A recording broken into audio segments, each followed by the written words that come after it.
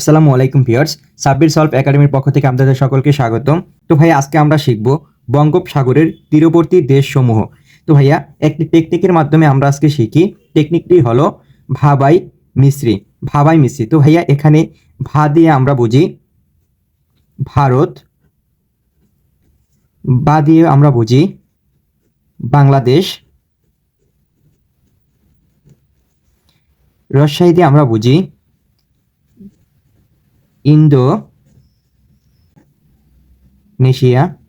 তো ভাই রাজশাহী দিয়ে আমরা বুঝি ইন্দোনেশিয়া। মি দিয়ে আমরা বুঝি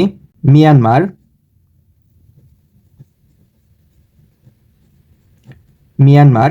সি দিয়ে আমরা বুঝি